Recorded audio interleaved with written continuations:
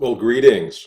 How wonderful it is to spend some time with you today and to talk about the idea of simplicity and peace. And this is an important idea, just finding simplicity in our life, finding peace, because we're so overwhelmed nowadays and stress is really epidemic in our world.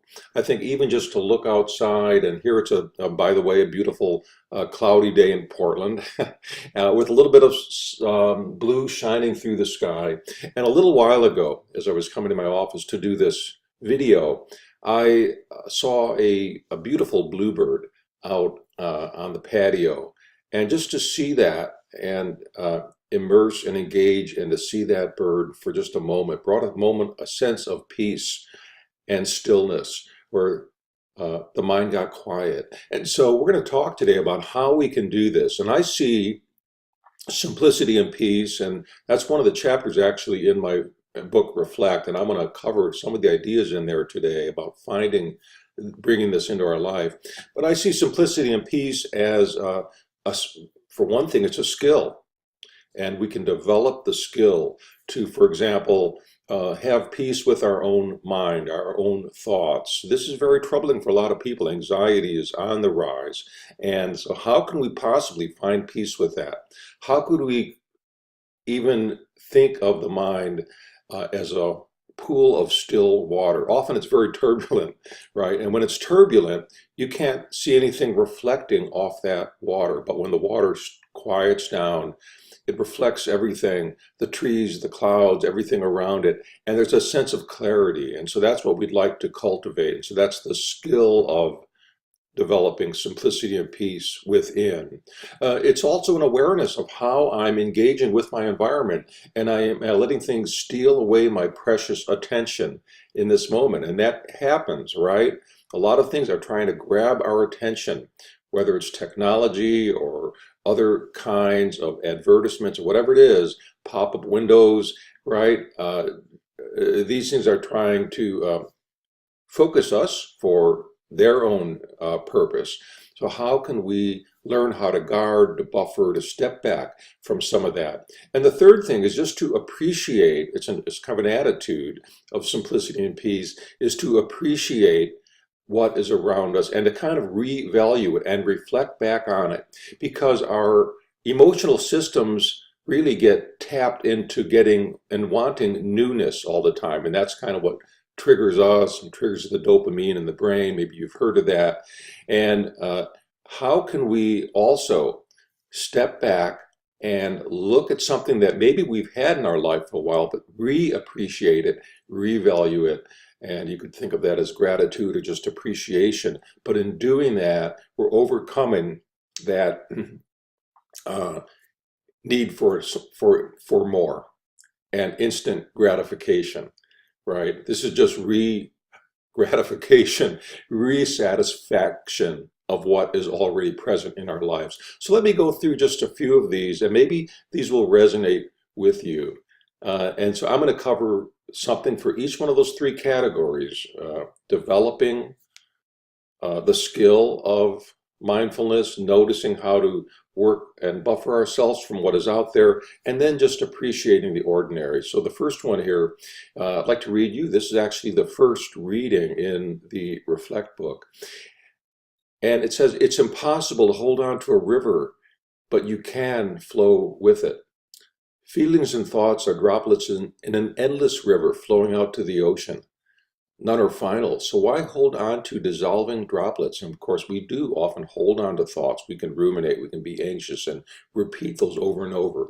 But instead, watch them flow past and through. This is nature's way, and the way to find peace with feelings and thoughts. Reflect on this. And then I have three reflections. Let me just share these with you. Maybe today you'll have a little time to just think about these. And what I like to do is use these readings just as a kind of a touchstone, a way of developing a practice of looking inward, of reflecting, of pausing, what I like to think of as pause, reflect, repeat. You can do this throughout the day. Okay, so this first question, and with each reading I have three questions. What is it like to observe just for 1 minute how quickly thoughts and feelings change? And you could time yourself and just for a minute, how many thoughts do you have? And actually, scientists have shown we have between 25 to 125 thoughts per minute. The Buddha thought we had 3,000 thought moments. I'm sorry, that was 125 to 125 thoughts per second, not per minute, per second. The Buddha thought we had 3,000 thought moments per second. And if you multiply out even the low range of 25 thoughts per second for the course of a day, that's about 75,000 thoughts.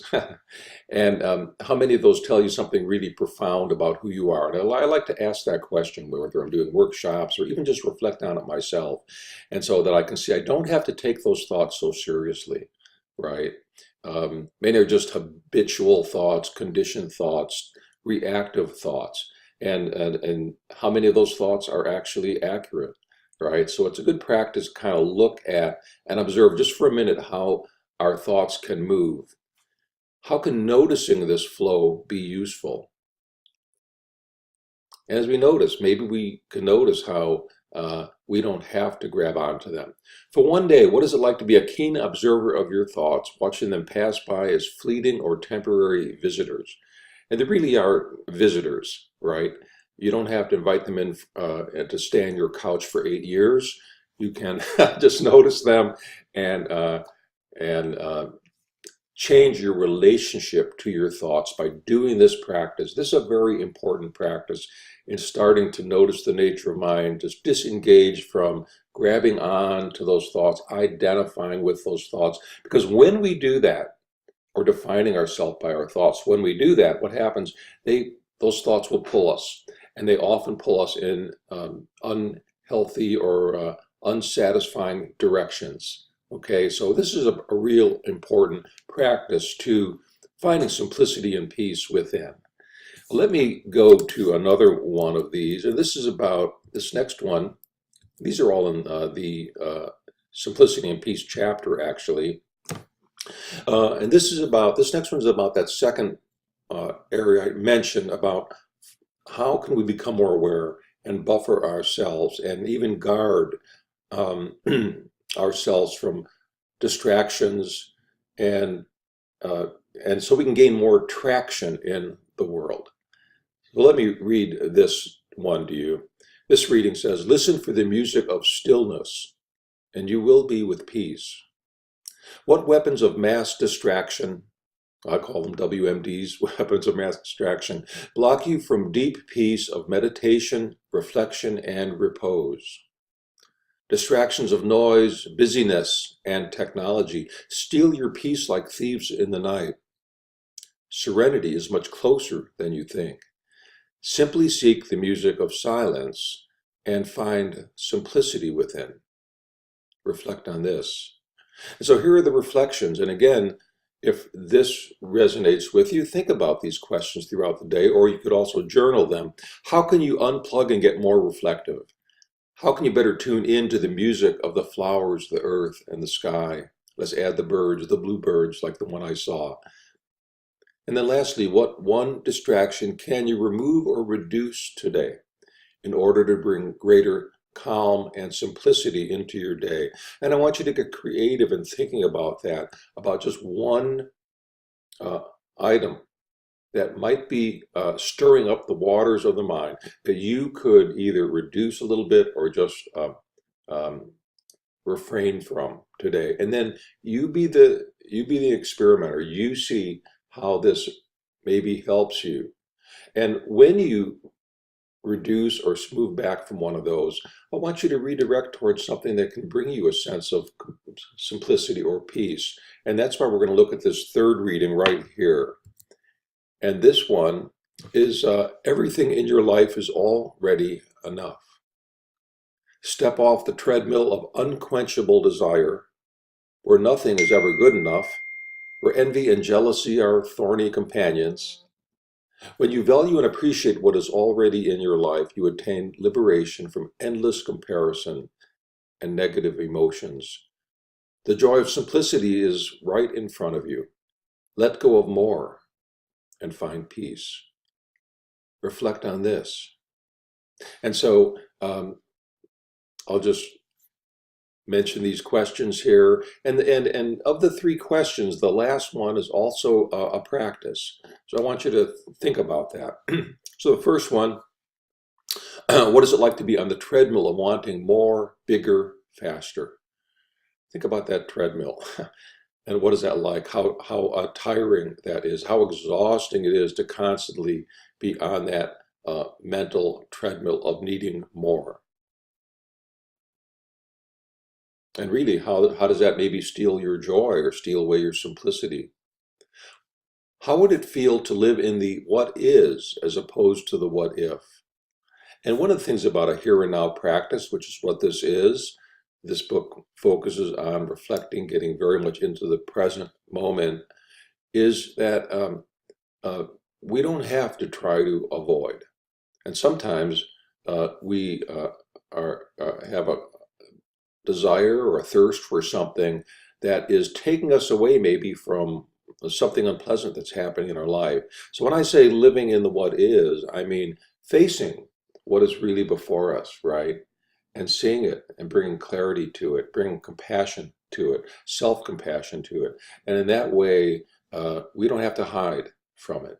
And we learn that we do have the ability to handle it, right? And we have resources that can help us as well. And the last one here, to overcome striving. What one thing can you value that is already in your life? So we're talking about moving our awareness to something that we already have that we could value and appreciate. And it could be something very ordinary. And in this book and a lot of the books that I write, I talk about how the ordinary moments can sometimes bring us the greatest sense of value and the greatest sense of peace and connection with simplicity.